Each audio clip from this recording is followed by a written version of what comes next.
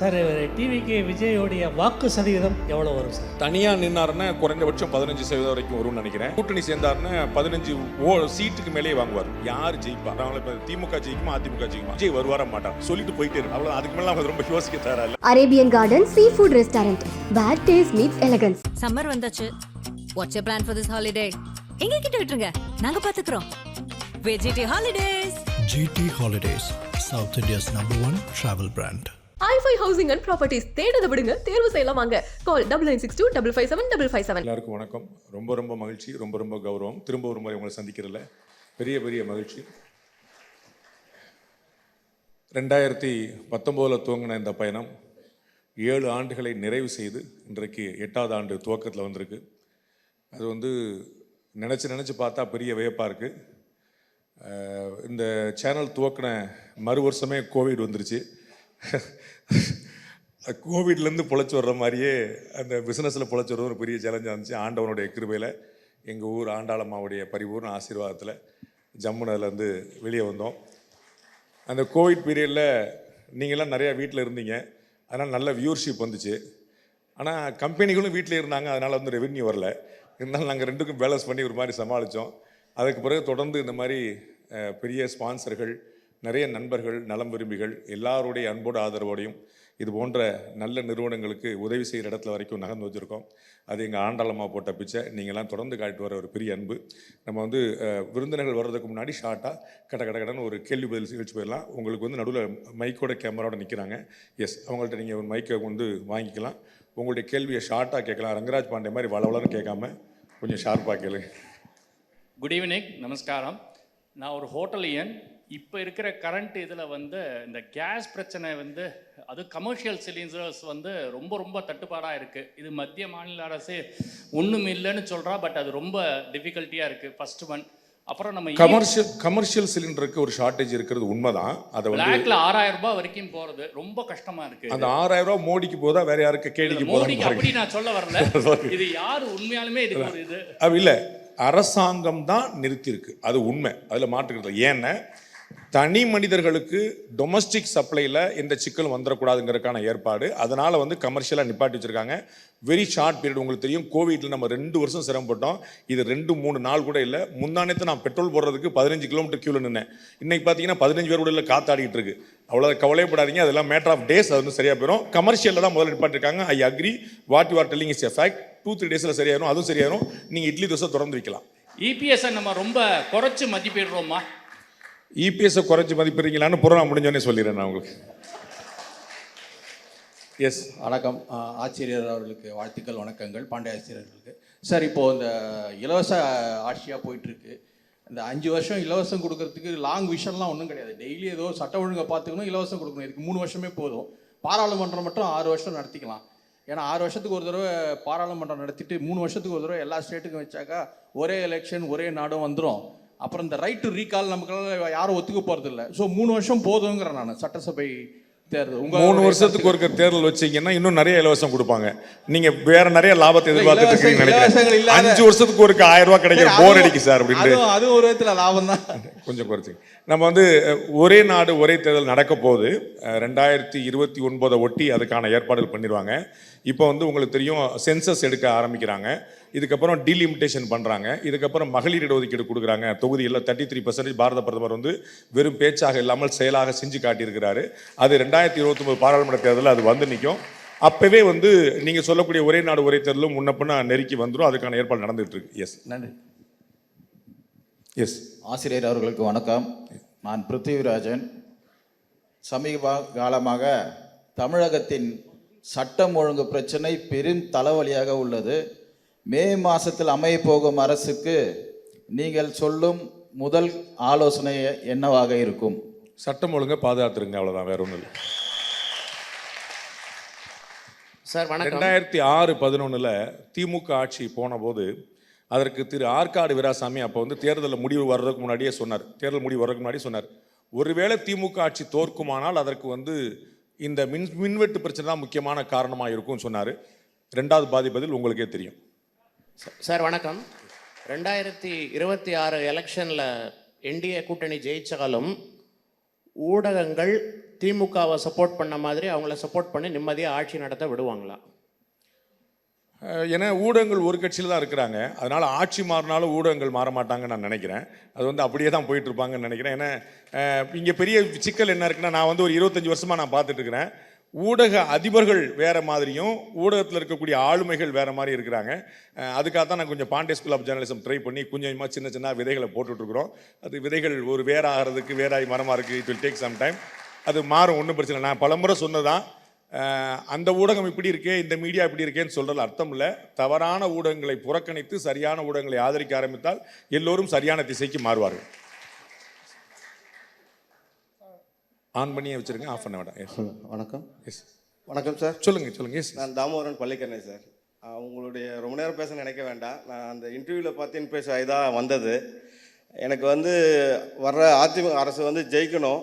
அதில் வந்து இந்த இலவசங்களில் குறைச்சிட்டு முக்கியமான இதை பண்ணுறதுக்காக வந்து கிட்டத்தட்ட ஒரு 6 மாதம் நான் உங்களை மாதிரி பார்த்து சர்ச் பண்ணி வச்சுருக்கேன். அதை நான் உங்ககிட்ட கொடுத்து அதை அண்ணன் எடப்பாடி அவர்கிட்ட சேர்த்து அதோட ப்ளஸ் ஆர் மைனஸ் பண்ணணுன்ட்டு ஒரு விருப்பம். அதுக்காக தான் உங்களை தேடி வந்திருக்கேன். எடப்பாடியாரை பார்க்கறக்காக தான் நானே வந்திருக்கிறேன். அதனால தான் சார், அதனால ஏன்னா உங்களால் முடியுன்ற ஒரு நம்பிக்கையில் தான் நான் வந்திருக்கேன். நீங்கள் கொடுங்க, மக்கள் பார்த்துக்கிடுவாங்க. அவங்களுக்கு அரசாங்கத்துக்கு நீங்கள் ஆட்சியை கொண்டு வந்தீங்கன்னா அவங்க நிறைய விஷயங்கள் செய்வாங்க. அது வந்து உங்களுடைய வேலையை நீங்கள் பார்த்தீங்கன்னா அவருடைய வேலையை அவர் பார்ப்பார் நினைக்கிறேன். Yes, okay, thank you sir. ஆசிரியருக்கும் சாதனையாளர்களுக்கும் முதற்கண் வணக்கம். தாவேக இந்திய கூட்டணி ஏற்படுமா? ஒருவேளை ஏற்படவிட்டால் முடிவு என்னவாக இருக்கும்? தாவேகா இந்திய கூட்டணி ஏற்படுமாங்கிறத நான் நன்றி உரையும் போது சொல்லிடுறேன். ஏன்னா அதுக்குள்ளே நிறைய பேச்சுவார்த்தை போய் இப்போ தான் டெல்லிக்கு போயிருக்கிறாரு சிபிஐ விசாரணைக்காக. இப்போ லேண்ட் ஆகிருப்பார். நம்ம கொஞ்சம் அப்டேட் பண்ணிவிட்டு, ஆனால் எடப்பாடியாரெலாம் பேசி முடிச்ச பிறகு கொஞ்சம் அப்டேட் தகவலை வச்சுட்டு நான் வந்து இந்த நிகழ்ச்சி முடியுமோ நன்றி உரையில் நான் வந்து சொல்லிடுறேன் கூட்டணி அமையுமா இல்லை. சார், இப்போ திருப்பரங்குன்றம் வந்து ஏதாவது இஷ்யூ வந்து நம்ம ஓட்டா மாற சான்ஸ் இருக்கா சார்? திருப்பரங்குன்றம் இஷ்யூ வந்து தான் ஓட்டா மாறணுங்கிற அவசியம் இல்லை. உங்களுக்கு அப்படி ஒரு உணர்வு இருந்தால் நீங்களே இதை ஓட்டா மாற்றலாம். தமிழ்நாட்டில் இந்தியாவில் வந்து அந்த மாதிரி ஹிந்து ஓட்டுங்கிறது ஒன்று பெருசாக வரல. அது ஹிந்து ஓட்டுன்னு ஒன்று வந்துச்சுன்னா உங்களுக்கு தெரியும், அதிமுகவை விட பாஜகவை விட பயங்கரமான ஹிந்து எக்ஸ்ட்ரீமிஸ்டாகவே திமுக தான் இருக்க போது உங்களுக்கு தெரிஞ்சிருக்கும். ஸோ வந்து பயங்கரமாக முன்னாடி போய் நிற்பாங்க. இப்போயே ஏகாதசிக்கும் சிவராத்திரிக்கும் முன்னாடி நிற்கிறது திமுக காரங்களாக தான் இருக்கிறாங்க. அதனால் வந்து நீங்கள் அந்த பக்கம் ஒரு ஓட்டை கிடைக்கும். ஸோ அதுக்கு வந்து திருப்பரங்குன்ற மாதிரி ஒரு சம்பவம் நடக்கணும் அப்படிங்கிற அவசியம் இல்லை. அங்கே பூர்ணச்சந்திரன் போன்ற ஒரு அருமையான உயிர்கள் பலியாகணுங்கிற அவசியம் இல்லை.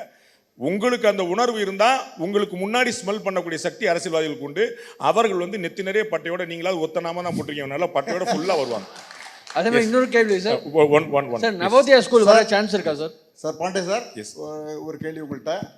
திமுக வந்து திமிரிய காங்கிரஸை அமுக்கி கூட்டணியில் சேர்த்து மற்றும் அந்த கூட்டணி கட்சிகளோட சீட்டு பங்கீடில் அதிகமான இடங்களை எதிர்பார்த்தவங்களுக்கு கம்மியான இடத்தை சேர்த்து அது பண்ணதுனால அதை ராஜதந்திரம்னு நீங்கள் சொன்னீங்க. இதே எடப்பாடி அவர்கள் வந்து எதிர் திசையில் இருந்த பாரதிய ஜனதாவோட கூட்டணி வச்சுக்கிட்டு எதிர் திசையில் பயணித்த டிடிவியும் கூட்டணியை சேர்த்துக்கிட்டு ஓபிஎஸ் எதிர் திசையில் தள்ளி விட்டுட்டு என்டையர் அதிமுகவோட தலைமை பொறுப்பு எடுத்து வீறு கொண்டு என்டிஏவோட தலைமையில் இருக்காரு. இதை என்னவா பார்க்குறீங்க நீங்கள்? நல்ல விதமாக தான் பார்க்குறேன். வணக்கம், என் பேர் பாஸ்கரன். இப்போ எலெக்ஷன் கோட் ஆஃப் கான்டாக்ட் வரப்போகிறது விரைவிலேயே. அப்போதாவது KN நேரு மேரில் எஃப்ஐஆர் பதியறதுக்கு வாய்ப்பு இருக்கா? எஃப்ஐஆர் பதிவு வந்து தமிழ்நாடு போலீஸ் தான் பதியணும். எஃப்ஐஆர் பதியறதுக்கான அதிகாரம் வந்து சென்ட்ரல் போலீஸ் கிடையாது. உங்களுக்கு தெரியும், பல பேர் வந்து பாரத பிரதமர் நரேந்திர மோடி மேலே வருத்தப்படுறாங்க. ஒன்றும் ஆக்ஷன் எடுக்க மாட்டார், ஆக்ஷன் எடுக்க மாட்டார். ஆக்ஷன் எடுத்தாருன்னா சர்வாதிகாரமாக மாறிடும். ஏன் அப்படின்னா ஆக்ஷன் எடுக்கிற அதிகாரம் மத்திய அரசுக்கு கிடையாது. மத்திய அரசுக்கு வந்து இடி இருக்குது, சிபிஐ இருக்குது, என்ஐஏ இருக்குது. மூன்றுமே ஏதேனும் ஒரு காரணத்தில் நீதிமன்றம் உத்தரவிட்டாலோ பயங்கரவாதம் தொடர்பு இருந்தாலும் மட்டும்தான் வர முடியுமே தவிர மோடி விரும்புகிறார் அப்படிங்கிறக்கா வர முடியாது. சரியாக இருக்காது. இன்னைக்கு மோடி இருக்கிறாரு, டைரெக்டாக வரணும் நீங்கள் ஆசைப்படுறீங்க. நாளைக்கு வேற ஒருத்தர் வந்து டைரெக்டாக வந்தாருன்னா நீங்கள் என்ன சொல்லுவீங்க? அப்படி அராஜகம் பண்ணுறாங்கன்னு சொல்லி சொல்லுவீங்க. அதனால் வந்து அவர்கள் மாநிலங்களுக்கான எல்லையும் மத்தியக்கான எல்லையும் சரியாக இருக்கிறது தான் ரொம்ப சரி. எஃப்ஐஆர் பதிவு பண்ணுவாங்க, உயர்நீதிமன்ற உத்தரவிட்டிருக்கு, பதிவு பண்ணி தான் ஆக வேண்டியிருக்கும். அது முன்ன பண்ண பண்ணுவாங்க, நம்ம வந்து பார்க்கலாம். சார் வணக்கம் சார். சார் வணக்கம், சொல்லுங்க. சிவமுருகன் முதல் சொல்லுங்க பாசு. சிவமுருகன் பேசுகிறேன். தங்க நகையாகிறதுக்கு செம்பு தேவை தான். ஆனால் அளவுக்கு மீறி செம்பு சேர்த்தா தங்கத்தோட தரம் தாழ்ந்து போயிடும். அதனால் என்டிஏ கூட்டணிக்கு தாவைக்கா வேணுமா அப்படின்றது என்னுடைய தனிப்பட்ட கருத்து. நன்றி. என்டிஏ கூட்டணிக்கு தாவேக்கா இல்லை, என்டிஏ கூட்டணினே ஒன்று வேண்டாம். ஏடிஎம்கே தனியாக கூட நிற்கலாம், பிஜேபி தனியாக கூட. நீங்கள் ஆட்சிக்கு ஓட்டு போட்டு ஆட்சி கொண்டு வரீங்களான்னு பார்க்கணும், அவ்வளோதானே. ஸோ ஓட்டு போட்டு ஆட்சி கொண்டு வரதுக்கு என்னென்ன தேவையோ அதெல்லாம் செய்யணும். அது கூட்டணியோ சட்டணியோ இது ஒன்றோ எதனாலும் செய்யணும், கட்டாயணும். ஆட்சிக்கு வர்றதுக்கான முயற்சிகளை செய்யணும், அவ்வளோதான், வேற ஒன்றுமே கிடையாது. சார் வணக்கம் சார். சார், முதல்வன் படம் பார்க்குற அத்தனை பேருக்குமே புகழேந்திக்கு இருக்கிற திறமை இருக்கிற ஒரே பத்திரிக்கையாளர் யாருன்னா உங்களை தான் சொல்கிறாங்க. அதுக்கான முன்னெடுப்புகள் எடுக்கிறதுக்கு எதனா வாய்ப்பு இருக்குங்களா சார்? இது கேள்வியா வேண்டுகோளா? இல்ல நீங்க வந்து என்ன முதல்வன் படத்துல நடிக்கணும்னு சொல்றீங்களா? இல்லைங்க சார், அதனால தான் நான் முதல்வன் சொல்லல, புகழேந்தின்னு சொல்றேன் சார். அர்ஜுனன் கூட சொல்லல. புகழேந்திக்கு இருக்கிற திறமை இருக்கிற ஒரே கிட்டத்தட்ட ஒரு 200-300 பேர்கிட்ட நாங்க கேட்டிருக்கோம் சார். அருணாச்சலம் வந்து அந்த எங்க அட்ரஸ் வாங்கி போடுங்க, ஆபீஸ்ல போடுங்க பாரு. இந்த மாதிரி ரசிகர்கள் இருக்கிற வரைக்கும் யாரும் சார் கடைசி வரைக்கும் பதில் சொல்லல சார். பதில் சார் என்ன பதில் சொல்லணும் உங்களுக்கு சொல்லுங்க. முதலமைச்சர் ஆனுமா? இல்ல சார், வேண்டுகோள் சார். புகழேந்தி முதலமைச்சர் ஆகிட்டாரு, அவ்வளவுதான், முடிஞ்சு வச்சு விட்டுருக்கோங்க சார். அண்ணா மாலை வணக்கம். இங்கே வந்திருக்கும் அனைவருக்கும் மாலை வணக்கம். அண்ணா, இந்த இடபிள்யூஎஸ் பொருளாதாரத்தில் பின்தங்கிய அந்த 10% எல்லா ஸ்டேட்லேயும் அமல்படுத்தியாச்சு. ஈவன் ஜம்மு காஷ்மீரில் கூட ரிசர்வேஷன் வந்தாச்சு. தமிழ்நாட்டில் அதிமுக கூட்டணியோ இல்லை என்டிஏ கூட்டணியோ வந்தால் அதை அமல்படுத்துறதுக்கான வாய்ப்புகள் இருக்கா? இல்லை இதே மாதிரி தான் அதுவும் கண்டினியூ ஆகும்? என்டிஏ கூட்டணி வந்தால் கட்டாயம் அமல்படுத்துவாங்க, அதில் வந்து சந்தேகமே இல்லை. அதை மத்திய அரசு அமல்படுத்த வைக்கும். திரு எடப்பாடி பழனிசாமி அவர்களும் அதற்கு சம்மதிப்பார்னு நினைக்கிறேன். என்டிஏ ஆட்சி வந்தால் அது நடக்கக்கூடிய வாய்ப்பு இருக்கு. சார் வணக்கம். சார் வணக்கம் சார். சார் சின்ன டவுட், ஃபேக் நியூஸ் நிறையா சோஷியல் மீடியாவில் ஸ்ப்ரெட் ஆகிட்டு இருக்கு. அது கவர்மெண்ட் சைடு ஏதாவது ஸ்டெப்ஸ் எடுப்பாங்களா? அதில் கொஞ்சம் கிரே ஏரியா நிறையா இருக்குது. எது ஃபேக் நியூஸுங்கிறதுல சந்தேகம் வந்துடும். எனக்கு பிடிச்ச நியூஸ்லாம் ஒரிஜினல் நியூஸ், எனக்கு பிடிக்காத நியூஸ்லாம் ஃபேக் நியூஸ்னு ஒவ்வொரு ஆளுங்கட்சியும் நினைக்க ஆரம்பிச்சிடும். அதனால் அது ஒரு பெரிய கிரே ஏரியா. அதை தடுக்கிறது வந்து கொஞ்சம் கஷ்டமான விஷயம். அதை வந்து கவர்மெண்ட் ட்ரை பண்ணிட்டே இருக்காங்க. நிறைய சஜஷன்ஸ் வந்து சோஷியல் மீடியா கொடுத்துட்டே இருக்காங்க. சோஷியல் மீடியாவில் இதெல்லாம் சரியாக இருக்கோ தான் பார்த்துட்டே இருக்காங்க. ஒரு அளவுக்கு மேலே நீங்கள் கழுத்தை நெரிக்க முடியாது. உங்களுக்கு ஞாபகம் இருக்கும், டொனால்ட் ட்ரம்ப் வந்து இதற்கு முன்னாடி அதிபராக இருந்தபோது ஒரு நாட்டுடைய அதிபருடைய ட்விட்டர் அக்கௌண்ட்டையே வந்து வந்து முடக்கிச்சு.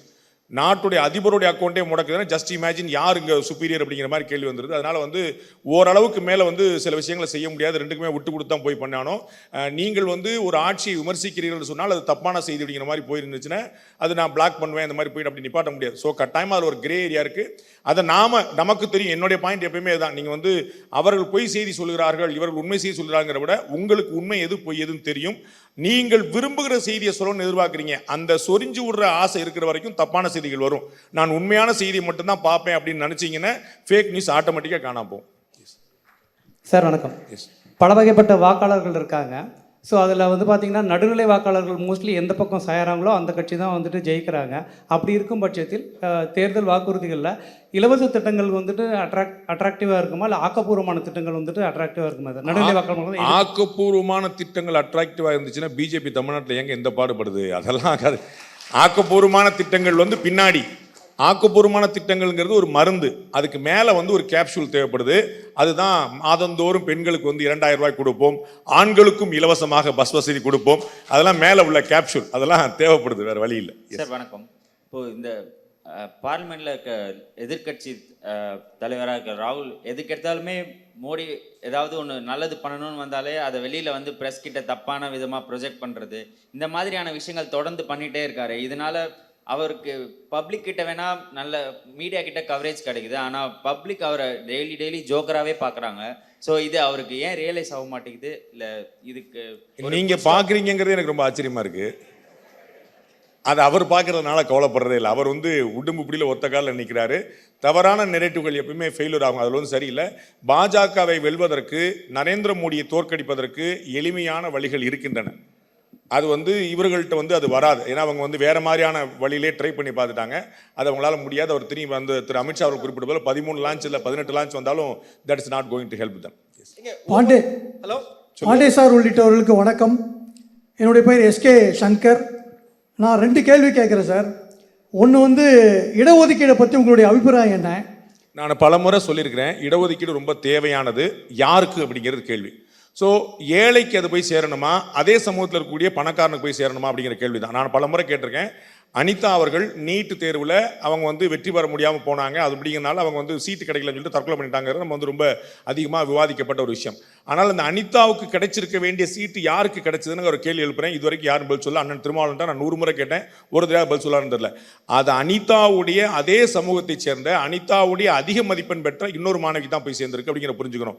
வேற எந்த சமூகமும் அதை கைப்பற்றிட்டு போல. அப்போ வந்து இடஒதுக்கீடு நிச்சயமா தேவை. கடுமையாக உழைக்கக்கூடிய அதீத ஏழைகளாக இருக்கக்கூடிய அவர்களுக்கு தேவை. இடஒதுக்கீடு கட்டாயம் இருந்தே தீரணும். இலவசங்கள் இல்லாத அரசு அமையுமா சார்?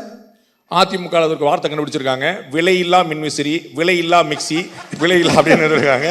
அந்த மாதிரி இருக்கும். நன்றி சார். 7ஆம் ஆண்டு வாழ்த்துக்கள் சார். நன்றி சார். வணக்கம். Open invitation to all. That's a very good சாணக்கியத்தனம். All the best. ரொம்ப நன்றி. இந்த 2 திராவிட கட்சிகளும் ஒரே குட்டையில் ஊறிய மட்டைகள். காமராஜர் அன்னைக்கு அந்த காலத்திலே சொல்லியிருக்காரு. ஒருத்தர் சண்டை பிடிச்சிட்டு இருக்காங்களே தவிர தமிழ்நாட்டை டெவலப் பண்ணணும் அவங்களுக்கு ஐடியாவே இல்லை. why don't you bring both the parties together at least for discussion? அந்த டிப்ளமசியே கிடையாது. டெல்லியிலே ஒன்று சேர மாட்டேங்கிறாங்க. ஆனால் கேரளாவில் பார்த்தீங்கன்னா they fight like anything. டெல்லியில் போனானா எல்லாரும் சேர்ந்து அந்த காலத்திலே அவங்க டபுள் ட்ராக் ட்ரெயின் வச்சிருக்கிறாங்க. how do we develop our own? இந்த திராவிட கழக எம்பிக்கோ எம்எல்ஏவில் எப்படி டெவலப் பண்ணுறது? உங்களுக்கு என்ன ஏடிஎம்கே டிஎம்கே ஒற்றுமையா இருக்கணுமா? இந்த சென்ஸ் ஃபார் டெவலப்மென்ட் ஒற்றுமை வேண்டாம். யூனிட்டி இன் டைவர்சிட்டி. எந்த விஷயத்துல ஒற்றுமையா இருக்கணுமோ அந்த விஷயத்துல ஒற்றுமையா இருக்காங்க. புரிஞ்சவங்க புரிஞ்சுக்காங்க, புரியாதவங்க விட்டுருங்க. ஹலோ. அதுக்காக தான் பல கருப்பையா மாதிரி ஆளுக்கு தேவை. Yes yes yes sir. Arumugam தான் சமையல்காரன். நான் கள்ளக்குறிச்சி மாவட்டம் உளுந்தூர்பேட்டிலேருந்து வந்திருக்கேன் அந்த நிகழ்ச்சிக்காகவே. ஒரே 2 கேள்வியில் ஃபஸ்ட்டு ஒரே ஒரு கேள்வி. இப்போ நான் வெளிநாடு போகணும்னா என் பகுதி போலீஸ் ஸ்டேஷனில் என்ஓசி எந்த குற்றமும் இல்லைன்ற சர்டிஃபிகேட் கேட்கணும், தரணும், அட்மிட் பண்ணணும். ரைட்டு. அதே நான் மறைச்சி வெளிநாடு போயிட்டு வந்துட்டேன்னா ஏர்போர்ட்டில் பிடிச்சிடறாங்க. நான் என்ன கேட்குறேன்னா, வரும் தேர்தலில் வேட்பாளராக நிற்கக்கூடிய கட்சிக்காரங்கோ என்ஓசி வாங்கி வந்து தேர்தல் அலுவலரிடம் சமர்ப்பிக்க வேண்டும் என்பது என் கருத்து. அது ஜனநாயக நாட்டில் செயல்படுத்த முடியுமா முடியாதா? முடிஞ்சா கூட செய்யக்கூடாதுன்னு சொல்கிறேன். ஏன்னா நான் வந்து இந்த நோட்டா குரூப்லாம் கிடையாது. உங்களுக்கு யாருக்குமே பிடிக்கல நோட்டாக்கு ஓட்டு போடுங்க, அதெல்லாம் வந்து உருப்படியான விஷயமா நினைக்கல. நீங்கள் 16 வேட்பாளர்கள் அத்தனை வேட்பாளர் எதுவும் அலசி ஆராய்ஞ்சு பார்த்து ரிஜெக்ட் பண்ண மாதிரி நான் வந்து யாருமே சரியில்லை நோட்டாக்கு தான் ஓட்டு போடுற குரூப், அந்த புரட்சிகரமாக படிச்சுட்டு போகிற குரூப் நான் கிடையாது. என்ஓசி வந்து தேவையே இல்லை. அவர்களை ரிஜெக்ட் பண்ணுற அதிகாரம் உங்கள் விரலில் இருக்கிறது. அதை நீங்கள் உருப்படியாக செஞ்சாலே போதுமானது. அதை விட்டுட்டு அவர் என்ஓசி கொடுப்பாரா, இவர் அப்ரூவல் கொடுப்பாரா, நோட்டா போடலாமாங்கிறதுலாம் வந்து ஒரு ரிட்டாரிக்கு பயன்படுமே தவிர பிரயோஜனப்படாதுன்னு நினைக்கிறேன். அதனால தான் சார் வந்து எஸ் எஸ் எஸ் அதனால தான் எஸ் எஸ் என் வயதை விட என் மேல் குற்றங்கள் அதிகம். என் வயதை விட என் மேல் குற்றங்கள் அதிகம். என் வழக்கறிஞரை விட வழக்குகள் அதிகம். என் மாவட்டத்தில் உள்ள நீதிமன்றங்களை விட குற்றவாளிகள் அதிகம். சிறப்புனே. இதை குறைக்க வேண்டும் என்பது என்னோட கருத்து. சிறப்புனே சிறப்புனே. எஸ். வணக்கம். Yes yes sir. வணக்கம். Yes sir. வணக்கம் சார். 7ஆம் ஆண்டு நல்வாழ்த்துக்கள். தேங்க்யூ. ஒரே ஒரு கொஷின் தான். நிறைய மிஸ்இன்ஃபர்மேஷன் டிஸ்இன்ஃபர்மேஷன் வார்ஃபேர் நடக்குது. அதே மாதிரி ஜியோ பாலிட்டிக்ஸ் அப்படின்றத வந்து பல பேருக்கு என்னன்னே தெரியாமல் அவங்கவுங்க இஷ்டத்துக்கு உருட்டிகிட்டு இருக்காங்க. அஃப்கோர்ஸ் உங்கள் சேனலில் பண்ணுறது இல்லை, பல பேர் பண்ணிகிட்டு இருக்காங்க. இதுக்கு உங்களோட பாண்டிய ஸ்கூல் ஆஃப் ஜேர்னலிசம் ஒரு மாற்றுன்றதை நேரடியாக பார்த்தவனா சொல்கிறேன். இதை விரிவுபடுத்துறதுக்கு நீங்கள் என்ன மாதிரி முயற்சிகள் எடுக்க போகிறீங்க? சாணக்கியாவில் வந்து ஜியோ பாலிட்டிக்ஸ் பற்றி தப்பான செய்திகள் வருதுன்னு சொல்ல முடியாது. ஏன் சொல்ல முடியாதுன்னா நீங்கள் தான் நிறைய நியூஸே கொடுக்குறீங்க. இல்லை நான் சொல்லலை. I agree. நான் அதை தான் சொல்ல வரேன். உங்களை போன்றவர்கள் நிறையா படித்தவங்க வந்து நிறையா வந்தாங்கன்னு தெரியும். அது வந்து தமிழ்நாடு பாலிடிக்ஸே நமக்கு புரிய மாட்டுது. அதான் ரொம்ப முக்கியமான விஷயம். நான் ஏற்கனவே மாண்புமிகு தமிழக முதலமைச்சருடைய பிறந்தநாள் விழாவில் சொன்னது போல் அது வந்து தமிழ்நாடு பாலிடிக்ஸ் வந்து ஐபிஎல் டீம் மாதிரி இருக்குது. எந்த டீமில் யார் விளாட்றா, எந்த டீமில் யாருக்கா விளாட்றானே தெரியல அப்படிங்கிற மாதிரி பயங்கரமான உள்கூத்து அரசியலாக ஓடிட்டு இருக்குது. அதனால் வந்து இது ஒரு பெரிய சேலஞ்ச் தான். தமிழ்நாடு பாலிடிக்ஸே தெரியல, இந்தியன் பாலிடிக்ஸை புரிஞ்சுக்கிற இன்னும் கஷ்டமான விஷயமா இருக்குது. அப்போ இன்டர்நேஷனல் ஜியோ பாலிடிக்ஸ் படிக்கிறது ரொம்ப ரேரான விஷயம், ட்ரையான விஷயம். மக்களுக்கு வந்து அந்த மாதிரிலாம் வந்து அவ்வளோ பெருசாக மண்டை உடச்சிக்கலாம் தெரியல. அவங்களுக்கு ஈரான் இஸ்ரேல் போர் எப்போ முடியுங்கலாம் கிடையாது. யார் ஜெயிப்பா வரவங்கள திமுக ஜெயிக்குமா அதிமுக ஜெயிக்குமா, விஜய் வருவார மாட்டான் சொல்லிட்டு போயிட்டே இருக்கும். அவ்வளோ. அதுக்கு மேலே அவங்க ரொம்ப யோசிக்க தயாரா இல்லை. It will take some time. கொஞ்சம் கொஞ்சமாக நம்ம it's our duty to educate our audience. Yes sir. வணக்கம் சார். சார் டிவிக்கு விஜயோடைய வாக்கு சதவீதம் எவ்வளோ வரும் சார்? தனியாக நின்னாருன்னா குறைந்தபட்சம் 15% வரைக்கும் வரும்னு நினைக்கிறேன். கூட்டணி சேர்ந்தாருன்னா 15 சீட்டுக்கு மேலேயே வாங்குவார். ஓகே, நன்றி சார். நன்றி. ஆன் பண்ணி வச்சுருங்கம்மா. Sir good evening sir. Sir இப்போ பார்த்தீங்கன்னா எல்லா தெருக்கள்லையும் அரசு ப்ரைவேட் ஸ்கூல் நிறைய வந்தாச்சு. இது ஏன் அரசாங்க ஸ்கூல்லையும் அரசு நிதி உதவி பெறும் ஸ்கூல்லையும் இங்கிலீஷ் மீடியமாக கொண்டு வரக்கூடாது? அதனால் மிடில் கிளாஸோடைய பீப்புள் அவங்களுடைய பணம் அவங்கக்கிட்டேயே இருக்கும். இப்போ எல்லா அரசாங்கத்துடைய பள்ளிக்கூடங்கள்லேயே இங்கிலீஷ் மீடியம் இருக்குது, அரசு உதவி பெறும் பள்ளிக்கூடங்கள் நிறைய இங்கிலீஷ் மீடியம் இருக்குது. பிரச்சனை என்னென்னா அரசாங்க பள்ளிக்கூடத்தில் இருக்கக்கூடிய தரம் இங்கிலீஷ் மீடியமில் இங்கிலீஷ் மீடியம் ஆல்ரெடி எக்ஸிஸ்டிங் இருக்குது. இல்லை சார், ஆக்சுவலி வந்து பார்த்தீங்கன்னா நான் சர்வே பண்ணி பார்த்துருக்கேன். நான் எல்லா ஸ்கூல்லையும் தமிழை தான் கட்டாயப்படுத்துகிறாங்களே விட இங்கிலீஷை கட்டாயமே படுத்துறது கிடையாது. நான்லாம் வந்து இங்கிலீஷே தமிழில் தான் படித்தேன். கரெக்டு தான் சார். அதை இம்ப்ளிமெண்ட் பண்ணால் இன்னும் கொஞ்சம் யூஸ்ஃபுல்லாக இருக்கும். ஏன்னா மிடில் கிளாஸ் பீப்புள் பணம் பூரா அந்த ஸ்கூலுக்கு தான் போகுது, ப்ரைவேட் ஸ்கூலுக்கு தான் போகுது. தமிழ்நாட்டில் பள்ளிக்கல்வித்துறைக்கு ஒதுக்கக்கூடிய 50,000 கோடி ரூபாய் எங்கே போகுதுங்கிற ஒரு கேள்வி எனக்கும் இருக்குது தான் சார். எஸ் சார், இன்னொன்று சாரி எஸ் சார், இந்த ஒரே நிமிஷம் சார். சார், இந்த கட்டாய ஹெல்மெட் அகற்றப்படுமா? கட்டாய ஹெல்மெட் கொண்டு வரப்படணும், சரியாக அமல்படுத்தப்படணும்னு நினைக்கிறேன். நான் அது இன்னும் விரைவாக அமல்படுத்தப்படணும்னு நினைக்கிறேன். என்னுடைய கூட பிறந்த அண்ணன், என்னோட 2.5 வயசு மூத்தவன், பொங்கலில் பணிக்கு போயிட்டு ராத்திரி வீடு திரும்பாமல் போயிட்டான். இந்த ரோடு ஆக்சிடென்ட்னால 29 வயசில் இறந்தான். இரட்டை பெண் குழந்தைகள். அந்த குடும்பம் எவ்வளோ பாடுபட்டுச்சுன்னு எனக்கு தெரியும். நாங்கள் வந்து அதை மீட்டு கொண்டு வர எவ்வளோ சிரமப்பட்டோம் தெரியும். உங்களுக்கு தலைமுடியில் வந்து அரிக்குது, கண்ணாடி போட்டால் சரியாக வரல, முகம் மறைக்குது, கிளாஸ் போட வேண்டி இருக்குது அப்படின்னு நீங்கள் நிறையா நினச்சிட்டு இருப்பீங்க. தலைமுடியை விட உயிர் முக்கியம். நான் வந்து ஹெட் இன்ஜுரி வார்டை நான் நிறைய இடத்துல பார்த்துருக்கேன். என்னோடய கெரியரை ஸ்டார்ட் பண்ணதே தினமலரில் மதுரையில் ஜிஹெச்சில் தான் என்னோடய கெரியரை ஸ்டார்ட் பண்ணேன். தலைமுடியில் வந்து தலையில் அடிபட்டு உயிருக்கு போராடி கொண்டிருக்கக்கூடிய ஆயிரக்கணக்கான கண்ணால் பார்த்தவன் நான். ஹெல்மெட் கட்டாயப்படுத்தவில்லையே என்ற கவலையில் இருப்பவன். கட்டாயப்படுத்தணும், பில்லியன் ரைடருக்கும் சேர்த்து கட்டாயப்படுத்தணுங்கிறது என்னுடைய நிலைப்பாடு. நீங்கள் முரண்படலாம். சார் வணக்கம். சார் வணக்கம். இப்போ என்டிஏ கூட்டணியில் வந்து நிறைய தெருமுனை பிரச்சார கூட்டம் நடத்துகிறாங்க. அந்த தெருமுனை பிரச்சார கூட்டத்தில் வந்து பட்ஜெட்டை பற்றி நிறைய பேசுகிறாங்க. பட் என்னுடைய தாக்கம் என்னன்னாக்கா, சட்டம் ஒழுங்கு பிரச்சனையை பற்றியும் இங்கே போதை நடைமாட்டத்தை பற்றியும் இன்னும் சரியாக கொண்டு போகல மக்கள்கிட்டங்கிறது என்னுடைய கருத்து. அது இந்த தேர்தல் பிரச்சாரத்தில் செய்யணும்னு கேட்டுக்கிறேன். இன்னொரு விஷயம், ஏடிஎம்கேல இருக்கக்கூடிய முன்னாள் அமைச்சர் பெருமக்கள்லாம் முன்வரிசையில் உட்கார்ந்துருக்கிறாங்க, அவங்க கேட்டுட்டு இருக்கிறாங்கன்னு நினைக்கிறேன். நீங்கள் சொல்கிற கருத்தில் எனக்கும் உடன்பாடு இருக்குது. நான் இதை பலமுறை சொல்லியிருக்கேன், பலமுறை நான் என்னோட ஆதங்கமாக வெளிப்படுத்திருக்கிறேன். திராவிட முன்னேற்ற கழக அரசை வந்து சரியான முறையில் இவங்க மக்கள்கிட்ட கொண்டு போய் சேர்த்துருக்கிறாங்களா? அதிமுகவுடைய முன்னாள் அமைச்சர் பெருமக்கள் திரு எடப்பாடி பழனிசாமி அவர்கள் உள்பட எல்லாருமே வந்து சரியாக கொண்டு போய் சேர்த்துருக்கல. நான் வந்து பலமுறை ஆதங்கப்பட்டிருக்கேன். இப்போ கொஞ்சம் கையில் எடுத்துருக்கிறாங்க. அட்லீஸ்ட் தேர்தல் சீசன்லேயே அது இன்னும் கொஞ்சம் கொண்டு போய் சேர்ப்பாங்க நினைக்கிறேன். இது திமுக அரசை எக்ஸ்போஸ் பண்ணுறதுக்காக இல்லை, மக்களுடைய பாதுகாப்பை காப்பதற்காக. நல்லது சார். சார் ஒரே ஒரு இது, மத்திய அரசு மாநில அரசுன்னு தான் நம்ம இவ்வளோ நாளாக பேசியிருக்கோம். அதை ஒன்றிய அரசுன்னு மாற்றினாங்க. அதை ஒன்றிய அரசுன்னா இதில் என்ன அவங்க அதை சாதிக்கிறாங்க தெரியல. வரப்போகிற காலகட்டங்களில் நானும் மறுபடியும் மத்திய அரசு என்று வருமா? உங்களுடைய பதில். மத்திய அரசு எப்பயுமே மத்திய அரசாக தான் இருக்குது. அண்ணே வணக்கம். என் பேர் கோ விஸ்வநாதன், ஓலைச்சுவடி ஆய்வாளர்.